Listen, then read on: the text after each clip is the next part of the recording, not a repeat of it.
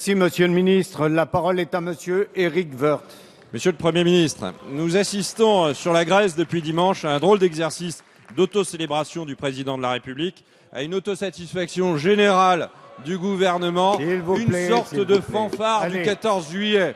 Vous nous aviez dit qu'une sortie de l'euro n'aurait pas d'incidence sur notre économie, alors qu'évidemment c'était faux. Que M. Tsipras était un homme d'État, alors que M. Tsipras ment à tout le monde depuis le début. Que le couple franco-allemand était renforcé alors qu'il n'a jamais été aussi fragile. Pendant longtemps, le président a cherché un rôle dans cette négociation. Sans le trouver, François Hollande a voulu jouer le rôle d'entremetteur entre M. Tsipras et Mme Merkel. Ce n'est pas un rôle digne pour la France. Face à cela, nos exigences ont été constantes. Garder la Grèce dans la zone euro, mais pas à n'importe quel prix, en obtenant des réformes profondes de l'économie grecque et en surveillant de près leur mise en œuvre. Préserver le couple allemand, franco-allemand, chahuté par l'attitude ambiguë du président de la République. Réformer les modes de gouvernance de la zone euro. J'ajouterai un impératif supplémentaire, celui de protéger la France et le contribuable français. Alors, comme beaucoup de Français, j'ai une confiance très limitée dans votre gouvernement. Et j'ai une méfiance absolue vis-à-vis du gouvernement grec. Néanmoins, je voterai pour l'ouverture des négociations, car j'ai la conviction que voter non aurait des conséquences pires que cela. Mais je souhaite avoir des réponses précises aux questions suivantes. Comment pouvez-vous nous assurer que le plan de réforme sera strictement appliqué? Et s'il ne l'était pas, quelles conséquences le gouvernement français en tirerait-il? Le piètre spectacle qu'a donné l'Europe doit trouver une réponse aussi puissante que rapide. Quelles initiatives allez-vous prendre dans ce domaine, notamment pour renforcer la zone euro, sinon court au désastre? Enfin, le président de la République exige pour la Grèce des réformes qu'il n'est pas capable de faire en France. Quand engagerez-vous en France les réformes que vous exigez pour la Grèce? Merci. La parole est à Monsieur le Premier ministre Manuel Valls. Monsieur le Président, Mesdames et Messieurs les députés, Monsieur le Ministre, Monsieur Woerth, pourrait continuer sur le mode de l'humour en parlant des autocélébrations. J'ai cru comprendre que vous gratifiez le président de votre formation politique de l'accord qui a eu lieu dimanche, ce qui était en termes honnêtement de gratification a incontestablement, à mon avis, fait sourire et vous inscrit, j'en doute pas, pour le prix de l'humour dans quelques mois. Revenons à l'essentiel. Ce n'est pas moi qui le donne, je vais essayer d'y participer à ma manière.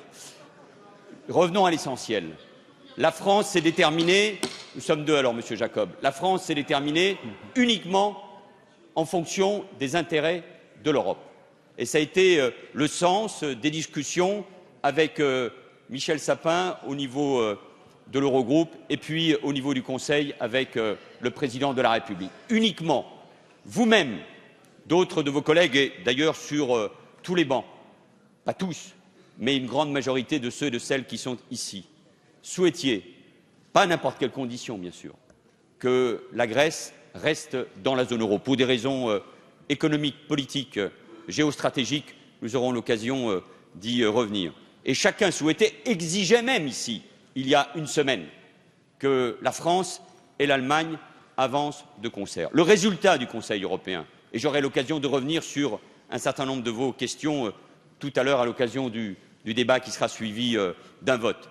Le résultat, c'est que la Grèce reste dans la zone euro. Ce qui était essentiel, c'était la position de la France, défendue de la manière la plus opiniâtre possible par le président de la République.